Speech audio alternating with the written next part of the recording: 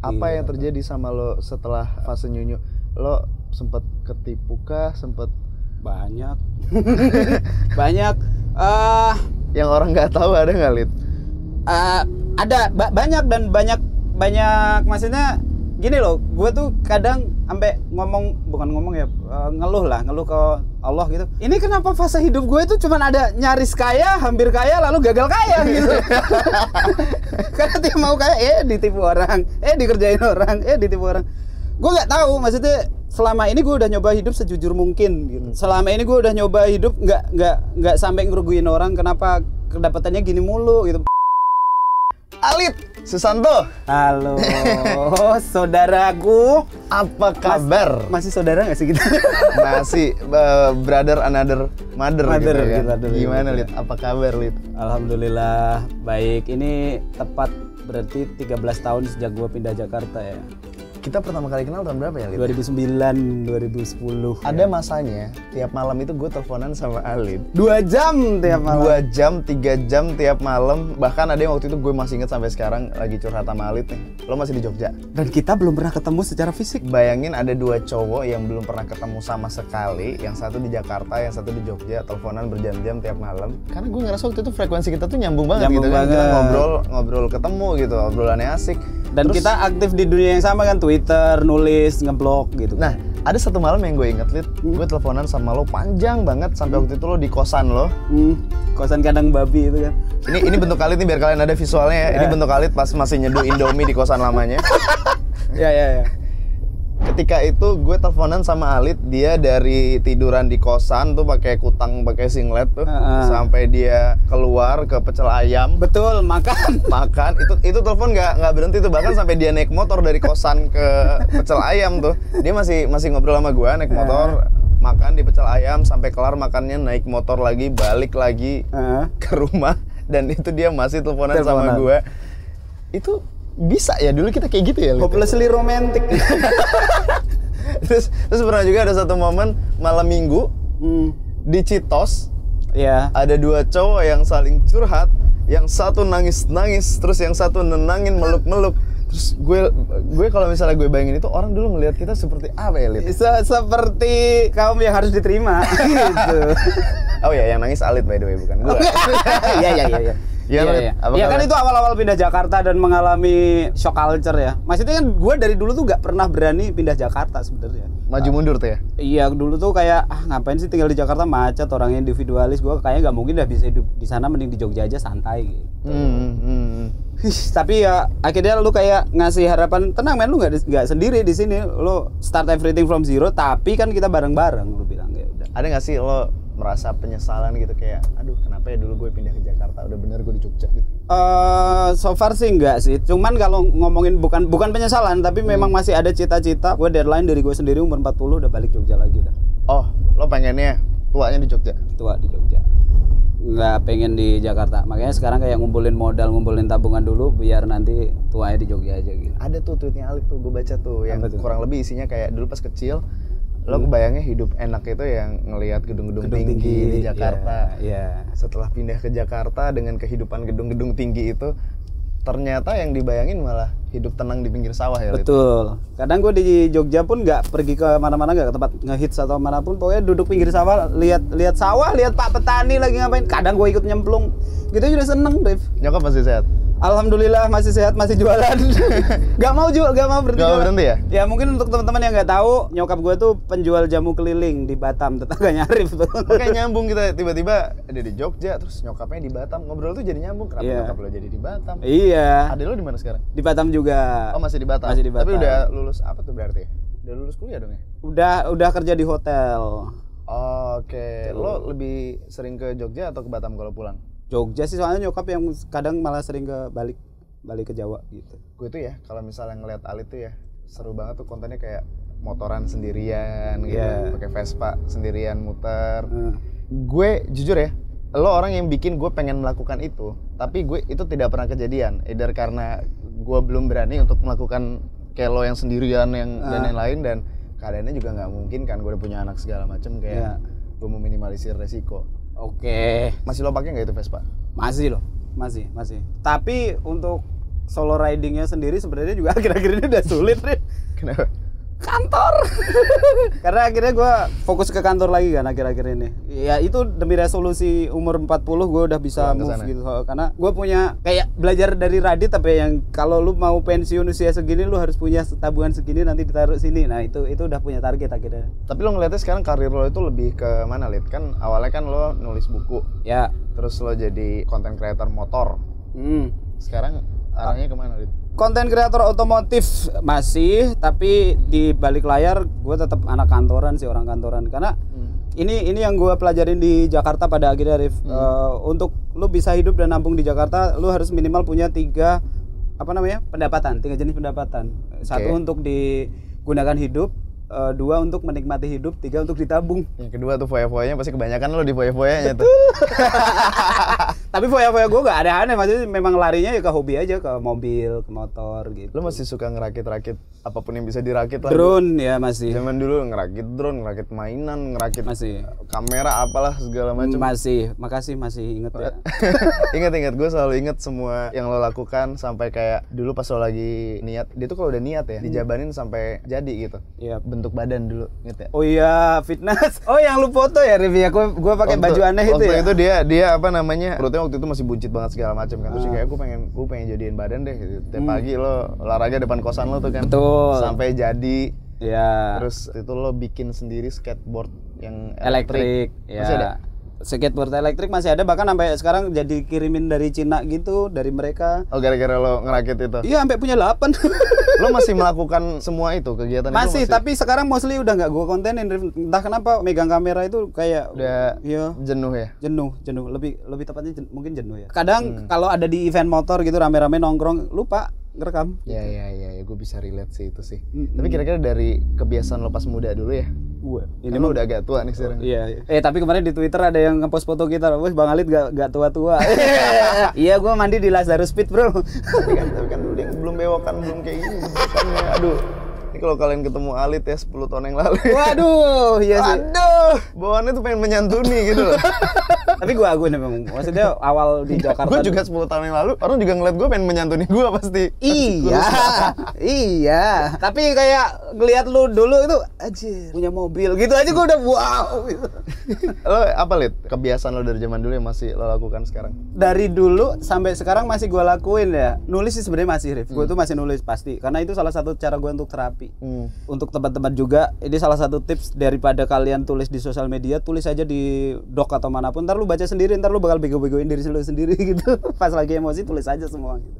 Habis itu lega biasanya. Terus hobi lain ini sih utak-atik sih masih suka ngerakit Lego, ngerakit drone, nerbangin drone. Dulu kan kita bareng di Nyunyu ya. Iya. Nyunyu itu waktu itu ada gue, ada Radit, ada Bena, ada lu gitu kan, ada Oka segala macam. Yeah. Menurut lo, Lid, dulu ya, kan dulu kan kita benar-benar learning by doing banget. Kita bahkan nggak tahu itu apa yang kita kerjain. Yap. Kita nggak tahu apa itu sistem sebenarnya juga. Kita nggak tahu dulu itu sebenarnya kita telah menjadi media dan agensi pada saat yang bersamaan. Tapi dulu kita nggak tahu kita itu apa gitu. Betul. Kita jalanin aja gitu. Dan itu ternyata gede banget, Rif. Maksudnya tiap orang ngelihat foto kita bertiga bareng tuh orang-orang nyebutnya nyu. Jadi ada satu generasi yang sukses kita temenin nih selama mereka puber. Dari SMP sampai lulus SMA. Dengan artikel-artikel yang kita tulis di situ ya. Betul, dengan video-video kita gitu. Tapi lo ngerasa itu ini nggak berpengaruh nggak ke ke karir lo sekarang dulu? Sangat. Kegiatan di Nyunyu. Mungkin ini agak panjang. Sebenarnya dulu gue pernah kan jadi wartawan stringer kan ya. Yang sebulan liputan 30 kali, kalaupun tayang 5 kali yang dibayar cuma 5 kali gitu. Kadang gue ngerasa nggak worth it itu liputan dari pagi sampai sore ngedit dan sebagainya, kok bayarannya sebulan kadang cuma dapat 800.000, 700.000. Terus akhirnya gue ketemu Nyunyu ini juga, gue kerja sampai akhirnya ngerti tentang produksi, sistem pre-pro, production, post-pro, ngerti akhirnya. Terus akhirnya sekarang gue sampai di pekerjaannya sekarang, itu semua nggak akan terjadi tanpa pengalaman-pengalaman itu gitu. Gue nggak akan ngerti bahwa bikin video itu kayak gini caranya, step-stepnya. Ternyata dari zaman wartawan pun akhirnya skill itu kepake buat gue nge-vlog, buat gue yang sekarang di production house juga gitu. Ya pasti ada ngaruhnya, sangat. Kalau gue lumayan ngaruh karena kan dulu itu di Nyunyu gue dijadiin pemret kan. Iya. Gue belum ada pengalaman leadershipnya juga nggak. Gue ngerasa itu bukan tempat gue gitu, karena gue nggak punya leadership, nggak punya pengalaman, gue belum punya skillnya, ilmunya lah gitu.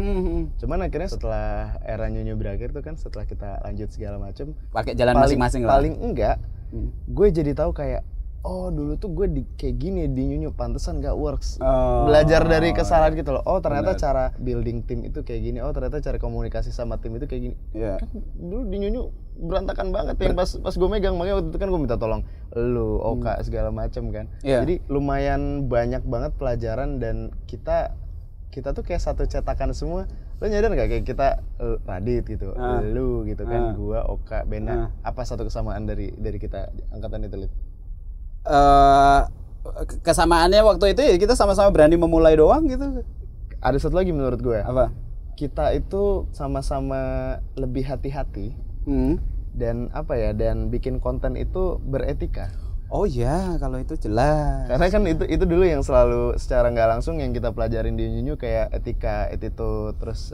Karena mau nggak mau kan dulu bisa dibilang Nyunyu itu media, bro. Jadi tetap kita ada rule-nya, ada pagernya, ada batasnya. Jadi waktu kita bikin konten pun akhirnya kebawa gitu template itu. Dan untungnya kita melewati masa-masa noranya. Semua orang kan punya fase norak ya, fase star syndrome, fase brengsek-brengseknya. Kita kan pas itu tuh. Dan untungnya waktu itu ada Radit juga kan. Jadi maksudnya kan kayak Radit yang ngingetin yang bener. Sama Mbak Windy dulu. Yang ngingetin. Jadi akhirnya nggak kebablasan, nggak blunder aneh-aneh lah gitu lah. Jadi meminimalisir apa ya? Angkatan kita itu kita agak jarang blunder, karena dulu kita lumayan tuh kita di gemblengnya tuh. Dan itu. Ya yang bimbing kita juga orang-orang yang top notch sih menurut gue pada masanya. Lo masih kontak kan sama siapa? Yang lama-lama, Mbak Windy masih kadang, Radit kalau lagi butuh aja, gue butuh beras bang gitu. terus yang lain siapa lagi? Bena kadang, Oka kemarin gue sempat lempar proyekan juga untuk dia kan sekarang di agensi. Agensi sendiri gitu. Masih. Lo ini nggak, Lid? Ada nggak ngerasa lo kangen tiba-tiba? Dulu itu kan kita bareng terus nih. Kan ada fasenya tuh tiba-tiba kita mencar sendiri-sendiri tuh. Gua kemana, Bena kemana, Radit kemana, lu kemana gitu. Lebih tepatnya gue dulu felt being left out, bro. Lu cabut bikin channel sendiri dan bisnis kan. Bena bikin Indofitgram. Gua ngurusin Nyunyu sendiri nih, gimana nih gitu kan. Terus gue mikir, aduh, teman-teman gue pada berkembang, gue harus berkembang nih. Akhirnya gue bikin YouTube juga. Cuman kan gue start YouTube tuh 2015, lu kan 2012 ya? Iya. Wah, ini udah saturated nih kalau gue bikin daily juga. Ngapain keseharian gue juga nggak menarik, cuma makan tidur warteg kan. Pokoknya gue mau nyiptain konten yang gue nggak akan bosen. Ya udah motor gitu. Walaupun pasti itu nggak rame, pasti segmented, niche banget. Tapi gue happy jalanin, jadi nggak bosan-bosan. Itu kunci untuk konsisten. Kalau kita nggak bosenan pada hal itu, kita lakuin itu terus ya nggak bisa konsisten gitu. Nah, prinsip apa, Lid, yang lo pegang dari dulu sampai sekarang? Gua ingat omongan Eyang Kakung almarhum sih, bukan sebelum beliau meninggal banget sih, maksudnya dari aku kecil sampai gede kan. Gue digedein nggak ada bokap ya, adanya Eyang Kakung. Beliau cuma ngomong, hidup itu jujur, jangan nyolong, jangan nipu, karena hasil semua itu kalau kamu makan jadi daging dan darah, ngubah karaktermu gitu. Jadi itu yang coba untuk gua usahakan sejauh ini. Apa yang terjadi sama lo setelah fase Nyunyu?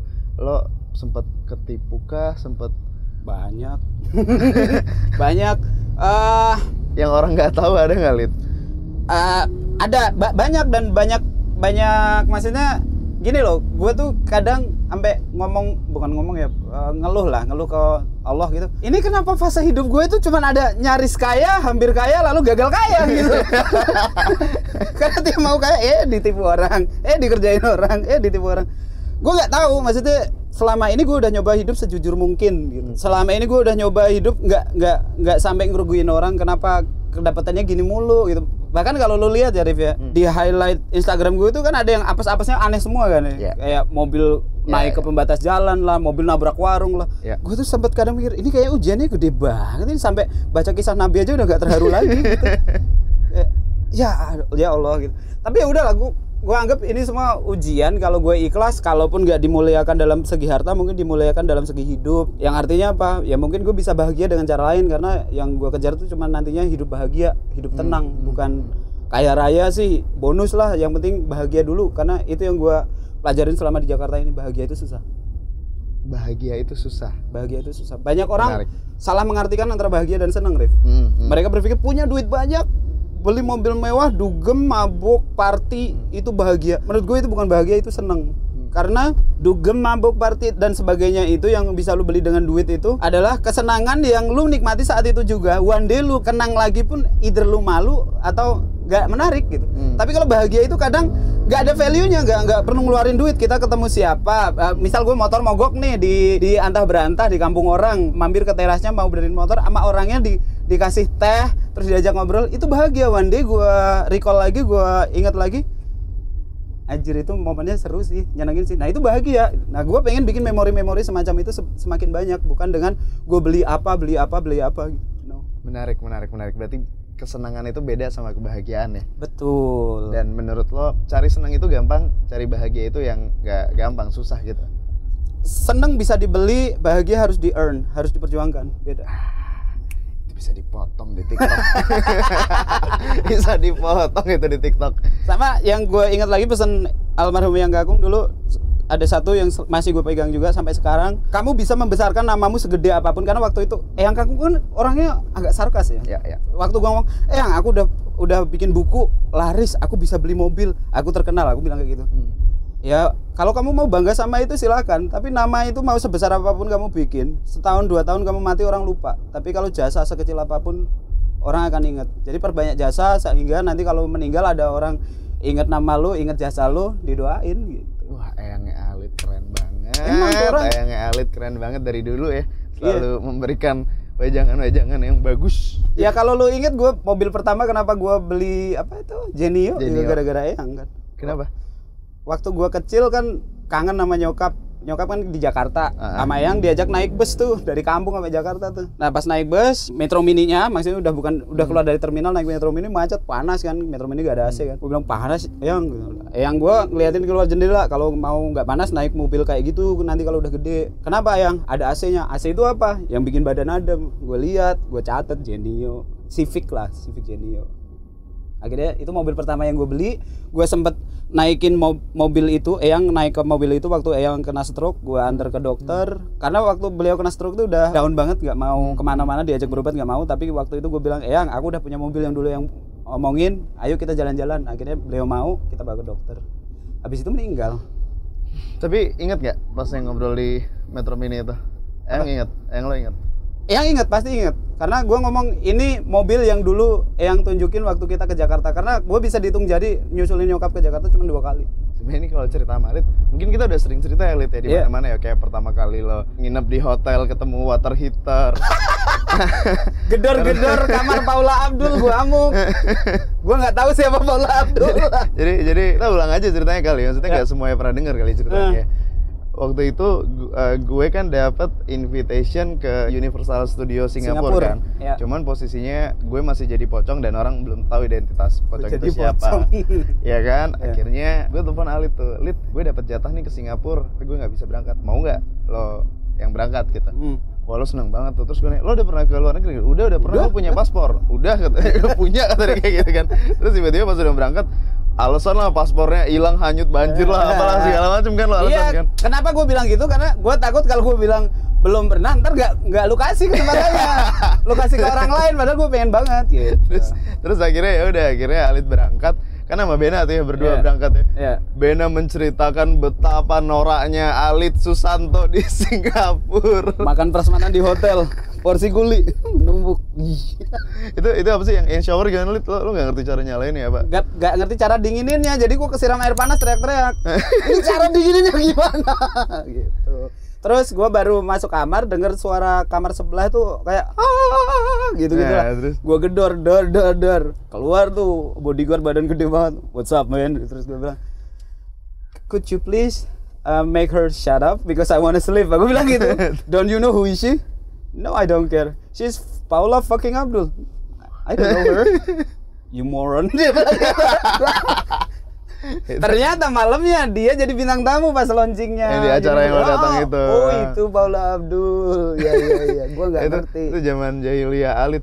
Tapi emang kayaknya dulu lo tipikal yang kalaupun lo nggak bisa, lo nyemplung aja dulu Nyemplung udah. aja dulu. Pura-pura bisa aja udah. Betul. Fake it till you make it banget lo ya. Fake it till you make it. Ya nggak fake amat. Oke, Lid, ini kan buat konten Ramadan nih, Lid. Iya. Kalau dari Ramadan, ada nggak yang paling membekas sama lo? Ramadan tahun berapa gitu? Kenangan nih nempel. Lu waduh 2003 lah pasti. Apa itu? 2003, 2004 itu nempel. Karena pokoknya itu fase gua di mana gua berubah, Rif. Bandel iya, ngabisin duit iya, nggak jujur iya, maling iyalah, intinya itu semua. Sampai maling? Maling duit rumah sendiri, maksudnya kayak gadein surat-surat gitu loh. Surat berharga gitu. Gara-gara suka nokip sama nogel. Nokip apa ya? Hah? Nokip apa ya? Mabok. Oh, mabok, oke. Oke. Nah, maaf sih nggak tahu.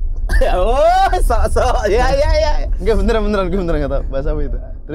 Terus di tahun 2003 itu gue kayak semacam ya bisa dibilang azab lah, pada percaya atau enggak, tapi emang gue alamin gitu. Gue kecelakaan parah. Jadi sebenarnya gue bandel dulu itu bukan karena gue pengen bandel, Rif, tapi karena ya lu tahu gue dari kecil tuh nggak pernah ada bokap, nyokap pergi mulu keluar kota, kita nggak pernah ketemu, jarang lah, setahun sekali mungkin gitu. Gue cuman butuh diperhatiin orang tua karena gue udah cari cara caper dengan baik, dalam artian gue dari SD sampai SMP dapat juara kelas, nggak pernah miss. Gue ikut lomba debat bahasa Inggris, sering dapat sertifikat, dapat piala, menangin sekolah gitu-gitu. Tapi nggak pernah dapat apresiasi dari orang tua. Itu kayak kalau dikabarin lewat surat gitu, nyokap ya balasnya itu udah nggak soal prestasi itu lagi, kamu belajar yang benar bla bla bla, nggak nyambung ya gitu. Sampai akhirnya cara caper gue sebenarnya nggak sengaja, waktu itu gue pulang mabuk, nyokap nangis. Nah di situ gue ngerasa, oh gini ya caranya bikin nyokap. Ini di Jogja nih. Iya. Oke. Gini ya caranya nyokap gue merhatiin gue. Ya udah, gue mabuk, gue makin bandel. Sampai one day bulan Ramadan 2003 bulan Oktober mau sahur, gue dibangunin buat sahur, gue malamnya habis mabuk. Marah-marah. Enggak, bodo amat. Ayo toh sekali aja Ramadan, puasa sehari juga apa-apa. Enggak mau, cabut. Nyokap masih nyoba ngasih helm untuk dipakai. Kan gue udah narik motor. Sama gue males, gue bilang gitu kan. Habis itu tabrakan. Itu yang bikin mata lo kena. Ya, mata ini. Ya, ini mah sebenarnya kalau kalian pikir ini serem, dulu lebih serem. Kelopak mata gue tuh sebenarnya hilang sebelumnya itu. Jadi gua gua runtutin ya biar enak ya. Iya. Habis kecelakaan gua masuk rumah sakit. Semua penebusan itu gua terima akhirnya. Apa yang gua harapin dari nyokap itu gua terima. Gua di rumah sakit berminggu-minggu, nyokap gak pernah ninggalin gua sama sekali. Gua dapetin apa yang gak gua dapetin waktu kecil. Ngelihat anak tetangga disuapin nyokap, di rumah sakit gua disuapin. Lihat anak tetangga disisirin nyokapnya, waktu gua kecil ngelihat kayak gitu gua marah-marah. Di rumah sakit gua disisirin. Untung itu kejadiannya pas gua remaja umur 17 ya. Kalau sekarang amit-amit kejadiannya kan nyokap gak bisa nyisirin kan. Terus biar nggak nangis gua, jadi gua nah di situ gua akhirnya sadar selama ini kalau gua cuman butuh afirmasi nyokap sayang gua atau enggak, gua udah dapet. Nah akhirnya gue mulai berubah tuh, Rif. Cuman ternyata siksaan batinnya kena terus habis itu. Kan nyokap gue itu cuman pedagang jamu. Buat benerin badan gue fase awal ini dioperasi 3 kali harusnya. Fase awal tuh beliau ngabisin duit berapa? 60 juta kalau nggak salah. Tahun berapa tuh? 2003. Oke. Beliau harus gadein sertifikat tanah buat operasi itu. Beliau harus nyicil sebagai tukang jamu ya, utang kayak gitu 3 tahun tiap bulannya ke bank gitu. Nah tapi yang bikin hati gua hancur banget, remuk banget dan malu banget ke nyokap itu, tiap lebaran nyokap masih beliin pakaian baru, sedangkan gua ngelihat nyokap itu tiap lebaran pakaiannya masih sama. Bahkan pernah dulu ada di salah satu hadiah snack itu, waktu gue lagi jajan ada hadiahnya cincin palsu emas-emasan, sama nyokap bener-bener diminta buat mama aja ya, buat mama dipakai untuk lebaran. Itu kena sih di gua. Karena beliau lebaran tuh gak pernah punya perhiasan, bahkan cincin palsu aja beliau pengen banget untuk make biar kelihatan punya cincin ketika itu. Mungkin ya. jadi buat lo itu Ramadan terberat lo. Ramadan terberat dan bikin gue bersumpah untuk nggak jahat lagi. Ramadan yang mengubah lo ya, Lid ya. Ya, Yang penting sejak itu gue udah komitmen gue nggak mau jadi orang jahat. Nakal boleh, jahat jangan. Udah gitu aja. Tapi dulu ya, kalau gue nggak salah inget ya. Ya. Dulu kan lo pakai plester mata kan karena air mata lo ngalir terus ya. karena nggak ada kelopak matanya. Ya. Dulu bukannya harusnya itu bisa dioperasi dan sembuh ya, Lit? Bisa, harusnya sekali lagi atau 2 kali lagi mungkin. Nah, kenapa lo nggak melakukan itu? Sebenarnya ada salah dua faktor. Faktor pertama, gue sendiri masih nyadar sisi jahat itu masih ada di gue. Ini kadang membatasi gue biar nggak terlalu ngaco gitu. Kalau gue ngerasa gue udah sempurna lagi, takutnya gue jadi songong lah, jadi bandel lagi lah, jahat lagi lah atau apapun gitu. Faktor kedua, kalau ngomongin sekarang recovery kayak gini bisa butuh waktu 3-5 bulan. Gue nggak mungkin nggak produktif selama itu. Oke. Dan kayaknya udah jadi bagian hidup ya, gue pakai plester kayak gini dari 2003 sampai sekarang tuh udah 20 tahun. Ya. Udah kayak menjadi bagian dari hidup. Itu tiap berapa jam harus lo ganti kan ya? Iya, tiap basah pokoknya. Jadi nggak harus tiap jam. Kadang keringetan banget harus ganti. Soalnya kalau nggak diganti atau udah nggak ada plesternya ini, air matanya netes keluar, mata gue kering jadi merah banget. Ya. Gitu. Oke. Kalau menurut lo nih, Lit, itu kan tadi Ramadan yang lo lewatin dan itu lumayan berat ya? Iya. Ramadan idealnya menurut lo itu yang kayak gimana sih sebenarnya Ramadan yang lo pengenin nih? Sebenarnya value dari Ramadan dan Lebaran buat gua itu adalah berkumpul. Ya. Masalah ada barang baru atau enggak mah punya standar masing-masing lah gitu. Kalau gua sebagai orang yang keluarganya jarang berkumpul, Ramadan dan Lebaran bisa kumpul secara lengkap itu udah menjadi salah satu standar ideal tersendiri. Bisa kumpul. Jadi memang di budaya di keluarga gua tuh sepahit-pahitnya, sebokeh-bokehnya tetap harus pulang. Makanya kadang di keluarga gue tuh ada yang berantuk nih lama mendekati Lebaran, mereka nggak punya duit, mereka tetap nekat pulang, habis itu ngambil pinjaman di bank untuk dicicil setahun kemudian. Jadi sebenarnya malah merepotkan diri sendiri cuman buat Ramadan, cuman buat pulang Lebaran doang. Cuman buat kumpul. Tapi kan dulu kan ketika sebelum lo berangkat ke Jakarta ya, maksudnya ekonomi lo ketika itu kan lagi di bawah. Gue ingat banget tuh bisa diakuin sangat bawah pas lo datang. Pak, orang gua awal di Jakarta aja hidupnya commute sehari-hari naik apa? Naik sepeda dipinjemin Bena, sepeda fiksi. Iya, gue ingat. Nah, itu kan ketika lo udah mulai sukses, iya ada emang masanya dia miskin, tapi ada masanya dia lagi random ke PIM sama kita, aduh gabut. Lagi makan siang, bentar mau ke toilet, pulang bawa iPad. Kenapa tadi? Nggak ada, pengen beli iPad. Nah, ada tuh masa-masanya dia sudah kaya raya seperti itu. Ketika lo udah mulai naik nih, Lit, keluarga lo gimana yang di Jogja? Karena kan waktu itu kalau nggak salah lo sempat direndahin lah, sempat segala macam lah. Tiba-tiba jadi saudara semua, oh best friend, tiba-tiba jadi saudara lagi tuh. Jadi sebagai tadi yang gue bilang, gue pernah jahat, nakal dan sebagainya, terus apalagi kecelakaan dan cacat, memang ada beberapa selentingan dari bahkan keluarga sendiri gitu yang ngomong nggak ada masa depannya lagi, ngapain nggak bisa jadi PNS atau apapun gitu kan. Tapi setelah itu ya gue tunjukin gue bisa dengan cara gue sendiri, nggak harus jadi PNS. Begitu udah jadi orang, memang ada yang seperti itu, dalam arti gue udah nggak mau ngomong jahat sebenarnya, cuman ada kalanya yang ini gue inget. Jadi cara gue balas dendam adalah memprovide orang-orang khilaf itu dengan membuktikan bahwa apa yang lu tuduhin selama ini salah dengan kebaikan gitu. Apa anak lu butuh apa, sekolah, uang sekolah ini malah lo kasih. Apa mau nanam padi nggak ada modal nih gitu. Iya, sorry gue potong dikit aja karena gue tahu Alit itu tipikal orang yang nggak enakan. Betul, nggak bisa ngomong enggak. Jadi ketika semua yang minta bantu, malah ya walaupun dulu jahat malah lo bantuin. Iya, nah sampai akhirnya ada satu momen yang gue baru pulang, kumpul keluarga, baru datang, dipeluk gitu sama saudaranya nyokap gitu, kayak harusnya kalau kita baru datang dipeluk ngomong apa? Ya, apa dianya kabar, gitu kan. Meluk langsung, ini mau nanam padi nggak ada modal, kamu ada.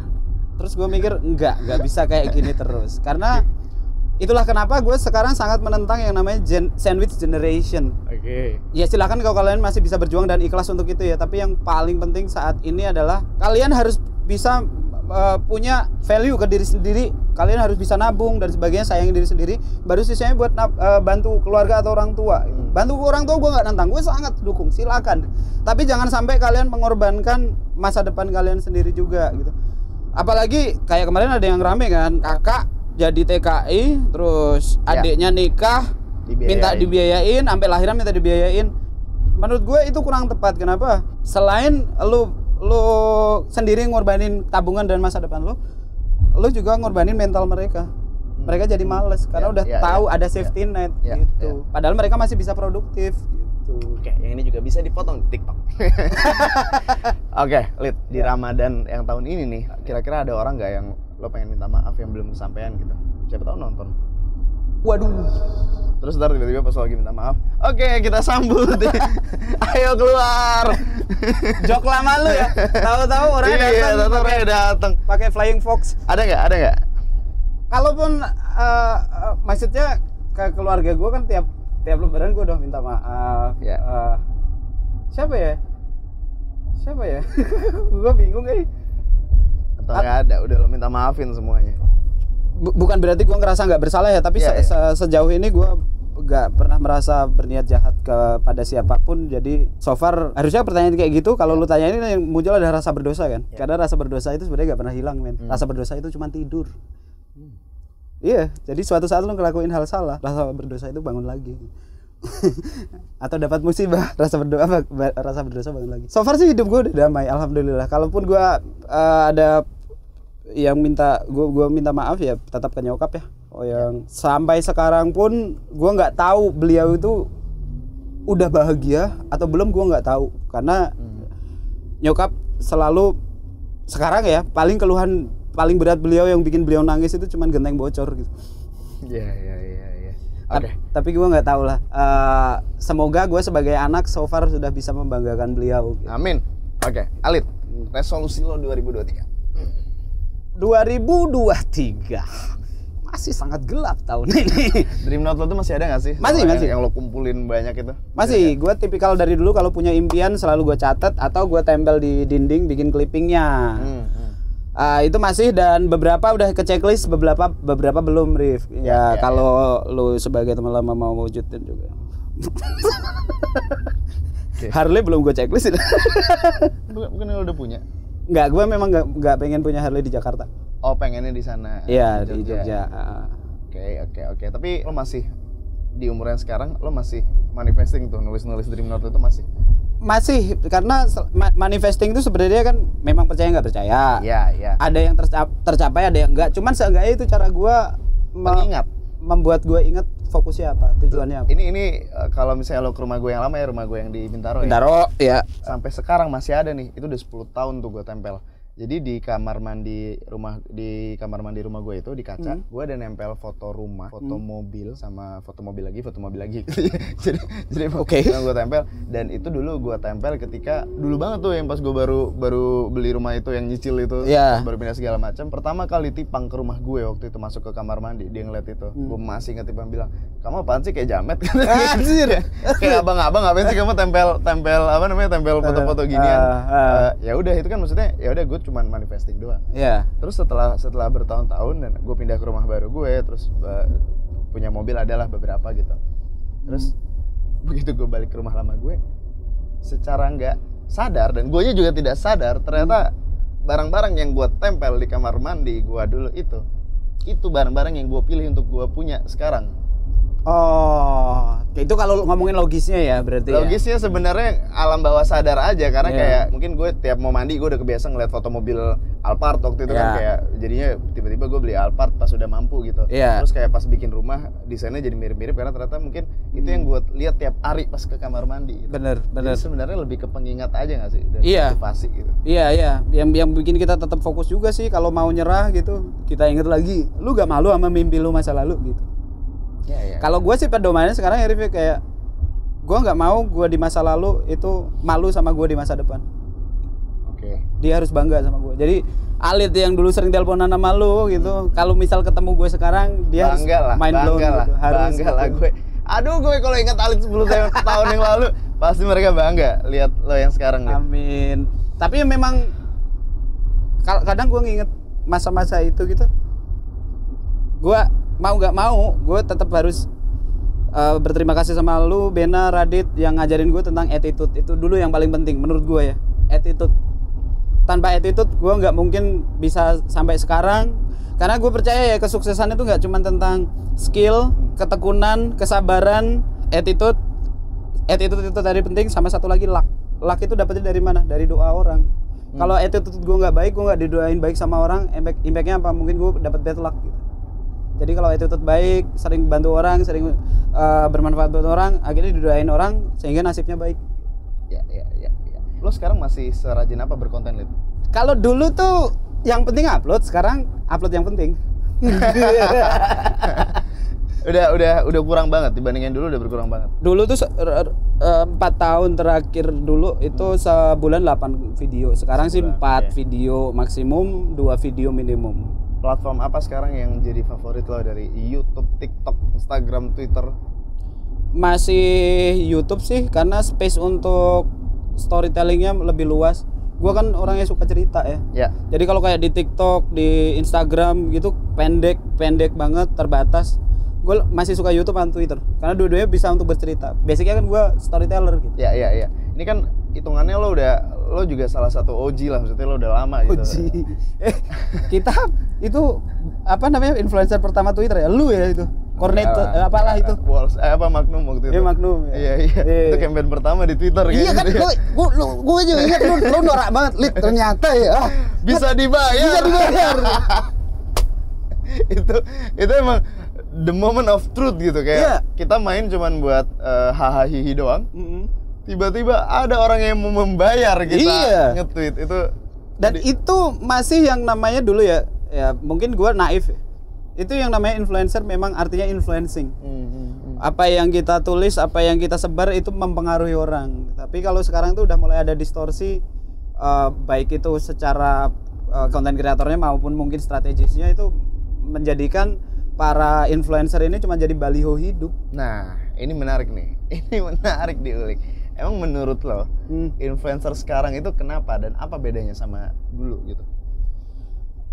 Gini, kalau dulu kita ngomongin influencer, zaman dulu tuh kita menarik orang untuk tertarik sama kita, untuk membuat orang-orang tertarik sama kita itu pastinya dengan bakat kita dalam artian entah itu di bidang kreativitas maupun entertainment. Atau edukasi ya. Kalau sekarang tuh cara menarik perhatian orang ya pakai Seven Sins, bro. Hatred. Iya. Envy itu pamer gitu-gitu. Nah itu memang cara instan sih. Cuman impactnya ya secara tidak sadar mungkin mereka menginfluence orang untuk berperilaku sama akhirnya. Nah itu yang gua sayangkan. Pertanyaan terakhir mungkin buat menutup obrolan kita. Waduh, oke. Suka dukanya apa sih di industri kreatif? Sebenarnya karena memang gua passionnya di dunia kreatif, banyak senengnya. Kalau ngomongin dukanya sih lebih banyak ke kurangnya waktu istirahat. Kurangnya istirahat. Iya, karena kan kerjaan kita bukan office hour kan. Bukan 9 to 5 ya. Dan malah kadang lebih enak kerjanya malam, tapi paginya harus ngantor gitu. Jadi ya itu kurang. Terus yang berikutnya itu ini sih, managing stresnya yang agak tricky. Makin tua itu sebenarnya kita semakin sensitif, Rip. Jadi ada komen, ya Allah, kita loh nggak salah apa-apa, bisa gue bangun tidur gitu. Orang bangun tidur kan nggak ada tangan yang bisa dipegang nyari handphone ya.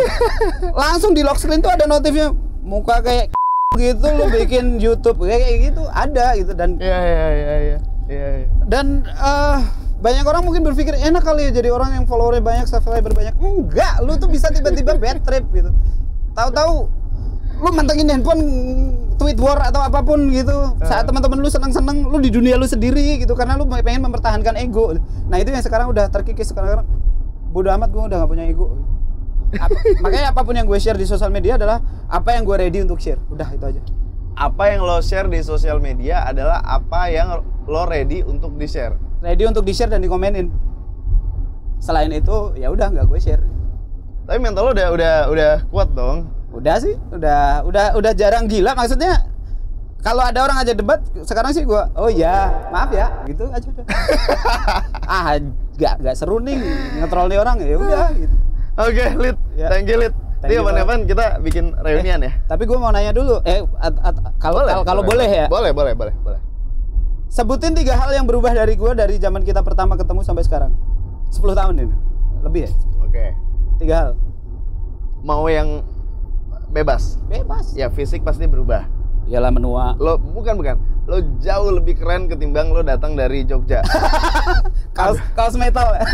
Lo bener-bener ultimate jamet menurut gue ketika itu bener-bener apa ya? Kalau ada satu orang yang gue kenal yang sangat tidak punya selera berpakaian, itu lo dulu. Bukan nggak punya selera, nggak punya pilihan karena keterbatasan keuangan. Ya. Dulu itu udah jauh lebih berubah dan gue tahu untuk Alit dapetin style yang kayak sekarang itu panjang banget prosesnya. Lo sempet dulu bergaya seperti Kingsman yang lo pakai vest, Great Gatsby yang begitu di mall gue malah dikira tukang vale anjir. Ada masanya lo pakai kaos yang otot lo gede, lo mulai udah segala macem lah udah. Penampilan berubah. In a good way. Thank you. Jauh lebih dewasa pasti. Dulu soalnya dulu gua orang yang ngerasain ketika lo star syndrome. Ini kayak tagihan pinjol mana nih? Waduh. Dulu.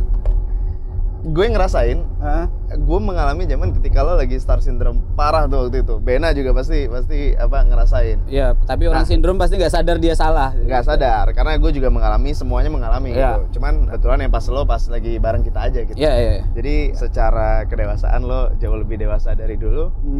Dan yang berubah si tiba-tiba paling otomotif. Loh, iya dong. Sejak kapan lo suka otomotif? Hey, Alit, jangan dinyunyu juga motor gue Ninja. Hey, Ninja yang lo ubah jadi Ducati. Ninja yang lo paksakan jadi Ducati. Sampai pas anak Ducati lagi nongkrong. Dia lagi di kafe bawa Ninjanya yang pura-pura jadi Ducati, diubah fairingnya segala macam, tiba-tiba anak Ducati beneran pada itu. Terus pada ngata-ngatain di dalam kafe, ini siapa ini yang punya motor? Dia diem nggak berani pulang sampai sore karena takut ketahuan itu motor dia. Lo main ke rumah gue sekarang, gue liatin Ducati beneran. Waduh, panik kali ya. Itu 3 hal yang berubah. Si paling otomotif tiba-tiba jadi anak otomotif. Iya. Tapi in a good way semuanya. Thank you. Sukses terus Lit ya. Lo juga nanti sukses. Kita bikin ngobrol 10 tahun lagi. Ceritanya udah beda lama lagi. Ya. Ceritanya udah beda. 10 tahun lagi sih nggak di sini tapi di jet pribadi mungkin ya. Amin. Atau kita di pinggir sawah di Jogja. Itu di malah istananya Alit. Boleh. Congrats buat apa? Tidak boleh disebutin. Congrats ya, nanti gue mampir ya. Ya, mampirin aja. Thank you. Oke. Sukses.